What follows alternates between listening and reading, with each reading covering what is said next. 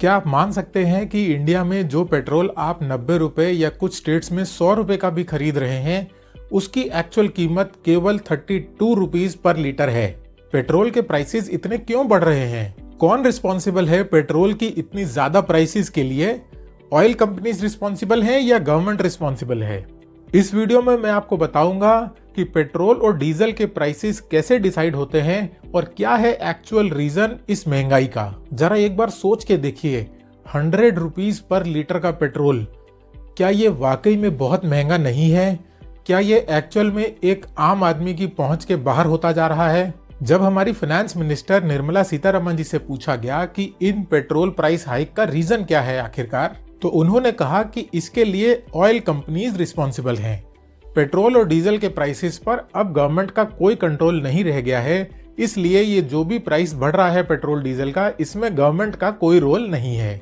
और जब उनसे ये पूछा गया कि ये पेट्रोल प्राइसेस वापस कम कब किए जाएंगे, तो उन्होंने बहुत ही इररिस्पॉन्सिबल सा आंसर देते हुए ये कह दिया कि ये तो बहुत बड़ा धर्म संकट है। बट मुझे एंड आपको एक रिस्पॉन्सिबल इंडियन सिटीजन की तरह ये जानकारी होनी चाहिए। तो जो भी पैसा आप किसी प्रोडक्ट को खरीदने में लगाते हैं, उसके हमेशा दो पार्ट्स होते हैं।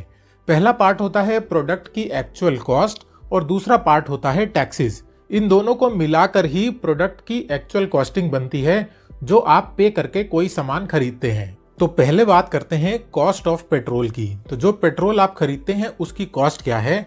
पेट्रोल बनता है क्रूड ऑयल से, यानी कि कच्चा तेल इस्तेमाल करके। इंडिया कोई ऑयल प्रोड्यूसिंग कंट्री नहीं है, इसलिए इंडिया में 84% से ज्यादा क्रूड ऑयल इंपोर्ट किया जाता है। इसका मतलब इंटरनेशनल मार्केट में क्रूड ऑयल का जो प्राइस होगा उसी पर डिपेंड करेगा कि इंडिया में पेट्रोल और डीजल का एक्चुअल प्राइस क्या होगा। तो मतलब जितना महंगा क्रूड ऑयल उतना ही महंगा पेट्रोल, या जितना सस्ता क्रूड ऑयल उतना ही सस्ता पेट्रोल, क्योंकि क्रूड ऑयल ही सबसे मेजर कंपोनेंट है पेट्रोल या डीजल को बनाने के लिए। अब समझते हैं दूसरे पार्ट को, जो कि है टैक्सेस। पेट्रोल और डीजल पर सेंट्रल गवर्नमेंट एक्साइज ड्यूटी लगाती है और स्टेट गवर्नमेंट्स अपना अपना रिस्पेक्टिव वैट यानी कि वैल्यू एडेड टैक्स लगाते हैं। जब हम इन दोनों कंपोनेंट्स यानी कि पेट्रोल की कॉस्ट और टैक्सेस इन दोनों को मिला देते हैं, तो बनता है वो प्राइस जिस प्राइस पर आप पेट्रोल पंप जाकर पेट्रोल खरीद पाते हैं। तो अब समझते हैं कि आज के पेट्रोल प्राइस में कितना पोर्शन पेट्रोल की कॉस्टिंग है और कितना पोर्शन टैक्सेस से बनता है। तो आज के पेट्रोल प्राइस में जो क्रूड ऑयल का पोर्शन है, यानी कि जो पेट्रोल की एक्चुअल कॉस्ट है, वो है 40% और 60% हिस्सा है टैक्सेस का। एग्जाम्पल के तौर पर अगर आपने 100 रुपीज का पेट्रोल खरीदा, तो उसमें से 40 रुपए मिलेंगे ऑयल प्रोड्यूसिंग कंपनी को जिससे आपने पेट्रोल खरीदा है, और 60 रुपीज मिलेंगे गवर्नमेंट को टैक्सेस के रूप में। मतलब अगर आपने 100 रुपए का पेट्रोल कहीं से खरीदा है, तो 40 रुपए मिलेंगे पेट्रोल कंपनी को, ऑयल कंपनी को जिससे आपने पेट्रोल एक्चुअल में खरीदा है, और 60 रुपीज चले जाएंगे गवर्नमेंट की पॉकेट में टैक्सेस के रूप में। तो 40 रुपए के पेट्रोल पर 60 रुपए का टैक्स लगाना, ये तो बहुत गलत बात है। लेकिन रुकिए, पूरी बात जाने और सुने बिना सही और गलत का फैसला मत करिए, क्योंकि गवर्नमेंट को जो टैक्सेस मिलते हैं उसका इस्तेमाल करके गवर्नमेंट कंट्री में डेवलपमेंट के जो भी काम है वो कर पाती है। बिना टैक्सेस के कोई भी गवर्नमेंट डेवलपमेंट के काम नहीं कर पाएगी। तो इसलिए टैक्सेस देना तो जरूरी है देश के विकास के लिए।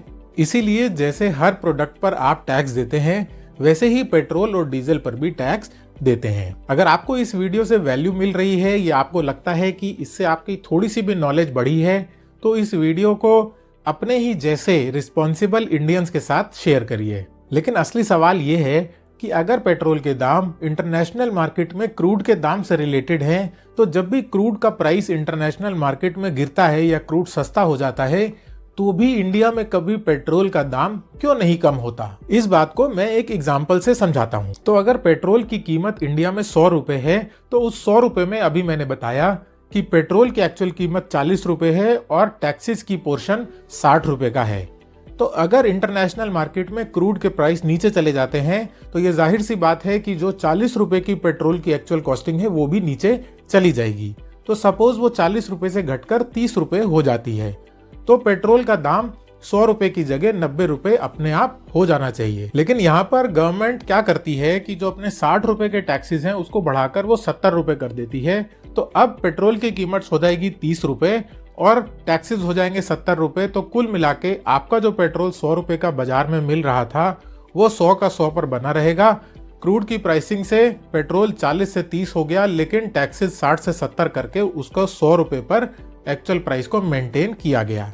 इससे गवर्नमेंट के रेवेन्यूज तो बढ़ जाते हैं, लेकिन एक्चुअल में जो पेट्रोल की कीमत गिर जानी चाहिए उसका बेनिफिट कॉमन मैन को नहीं मिलता।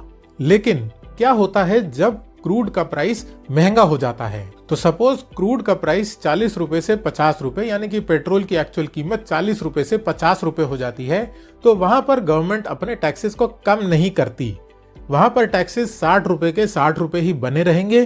तो अब जो आपके पेट्रोल की कीमत है वो 50 रुपए प्लस 60 रुपीज टैक्सेस मिलाकर 110 रुपए हो जाएगी, यानी कि 100 से 110 हो जाएगी। यही रीजन है कि पिछले कुछ महीनों से पेट्रोल के दाम बढ़ते चले जा रहे हैं, बिकॉज इंटरनेशनल मार्केट में क्रूड ऑयल की कीमत बढ़ रही है, लेकिन गवर्नमेंट ने जो टैक्सेस पहले से इतने बढ़ा रखे थे उनको गवर्नमेंट कम नहीं कर रही है। यही एक्चुअल रीजन है कि इंडिया में पेट्रोल और डीजल के प्राइसेस कभी कम नहीं होते, चाहे इंटरनेशनल मार्केट में क्रूड कितना भी सस्ता क्यों ना हो जाए। तो as a common man, as a responsible citizen, मैं और आप फिर से उसी मोड़ पर, उसी सवाल पर आके खड़े हो जाते हैं, क्या देश हित के नाम पर एक्सेसिव टैक्स लगाते जाना सही है या कॉमन मैन को रिलीफ देने के लिए टैक्सेस कम किए जाने चाहिए? आपको क्या लगता है? अपने विचार नीचे कमेंट सेक्शन में लिखकर जरूर बताइएगा, क्योंकि ये सवाल हर एक रिस्पॉन्सिबल सिटीजन के मन में जरूर होगा। हालांकि मैं कोई इकोनॉमिस्ट नहीं हूं, लेकिन बहुत से इकोनॉमिस्ट का ये भी कहना है कि अभी भी टैक्सेस को 8.5 रुपए से नीचे किया जा सकता है, 8.5 रुपए घटाए जा सकते हैं टैक्सेस जो कि पेट्रोल और डीजल पर लगते हैं। और उसके बावजूद भी, इस 8.5 रुपए की कमी के बावजूद भी गवर्नमेंट के रिवेन्यूज पर कोई असर नहीं पड़ने वाला है। एक कहावत तो आप लोगों ने सुनी ही होगी कि ताली हमेशा 2 हाथों से बजती है। तो एज ए रिस्पॉन्सिबल सिटीजन मुझे और आपको टैक्सेस देने में कोई प्रॉब्लम नहीं है और ना होनी चाहिए। और साथ ही में महंगे क्रूड की वजह से अगर मुझे और आपको पेट्रोल की ज्यादा कीमत चुकानी भी पड़ती है तो हमें इसमें भी कोई प्रॉब्लम नहीं है। लेकिन जब क्रूड ऑयल सस्ता होता है तो गवर्नमेंट की भी ये रिस्पॉन्सिबिलिटी है कि वो उसका बेनिफिट कॉमन मैन तक पास ऑन करे, सस्ता पेट्रोल या डीजल बेचकर। तो अगर मैं, आप और हमारी गवर्नमेंट अपना अपना रोल जिम्मेदारी से निभाएंगे तो ये वादा है मेरा कि हमारा देश तरक्की जरूर करेगा। वीडियो अगर आपको पसंद आया हो तो वीडियो को लाइक कर दीजिए, चैनल को सब्सक्राइब कर लीजिए और वीडियो को ज्यादा से ज्यादा लोगों के साथ शेयर करिए।